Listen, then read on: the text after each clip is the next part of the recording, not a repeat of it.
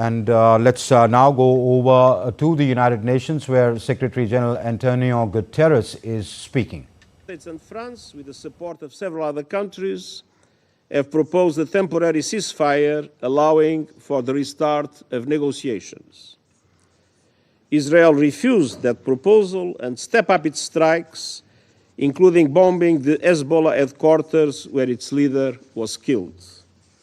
And Hezbollah has continued rocket and missile attacks on Israel.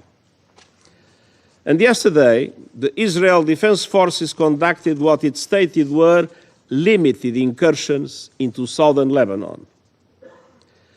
UNIFIL peacekeepers remain in position, and the UN flag continues to fly despite Israel's request to relocate.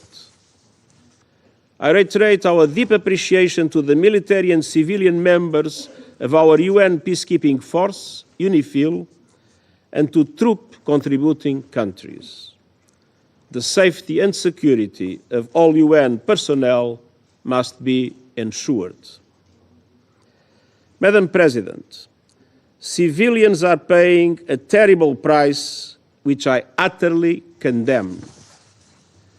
Since last October, more than 1,700 people have been killed in Lebanon, including over 100 children and 194 women. Over 346,000 people are confirmed to have been displaced from their homes, and government estimates put this number as high as 1 million.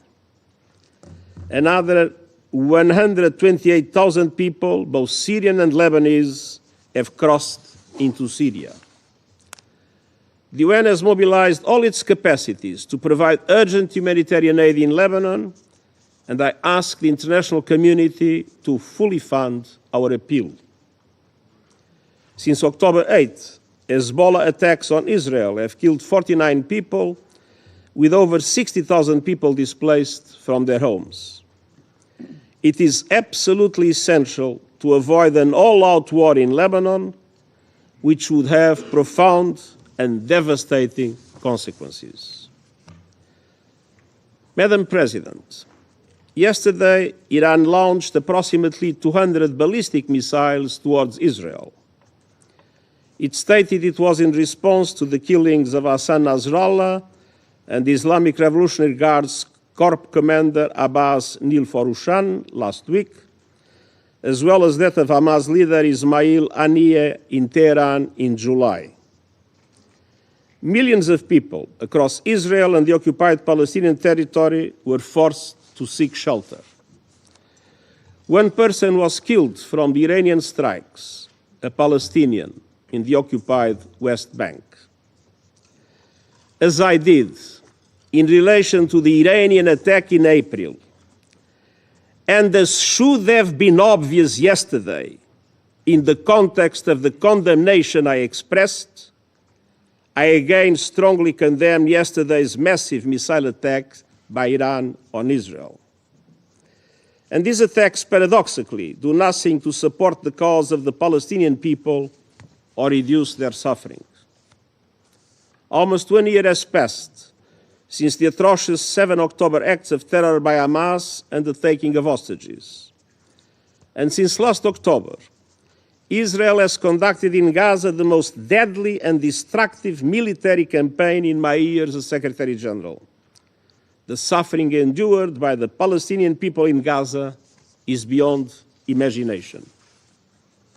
At the same time, the situation in the occupied West Bank, including East Jerusalem, continues to deteriorate with Israeli military operations, construction of settlements, evictions, land grabs, and intensification of settler attacks, progressively undermining any possibility of a two-state solution. And simultaneously, armed Palestinian groups have also used violence.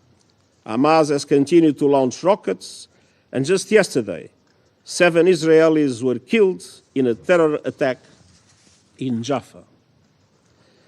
Madam President, the events of the past week, the past months, and indeed nearly the past year make it clear. It's high time for an immediate ceasefire in Gaza, with the immediate and unconditional release of all hostages, the effective delivery of humanitarian aid to Palestinians in Gaza, and irreversible progress to a two-state solution. It's high time for a cessation of hostilities in Lebanon, re-election towards full implementation of Security Council resolutions 1559 and 1701, paving the way for diplomatic efforts for sustainable peace. It's high time to stop the sickening cycle of escalation after escalation that is leading the people of the Middle East straight over the cliff. Each escalation has served as a pretext for the next. We must never lose sight of the tremendous toll this growing conflict is taking on civilians.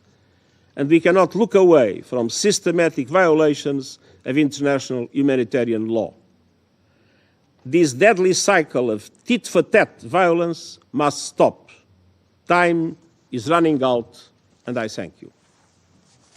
Je remercie le secrétaire général de son exposé et je donne maintenant la parole aux membres du Conseil qui souhaitent faire.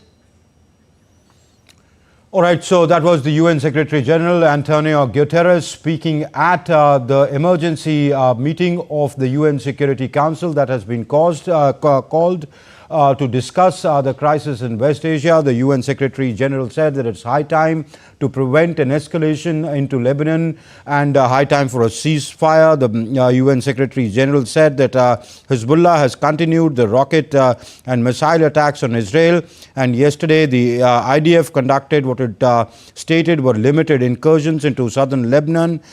He says the peacemakers remain, that's the UNFL peacemakers or the UN peacemakers remain in position, and the UN flag continues to fly high despite Israel's request to relocate. And he appreciated the forces.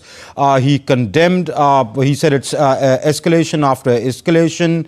And he said with the United States and France, with the support of several other countries, have proposed a temporary ceasefire for allowing a restart of the negotiation.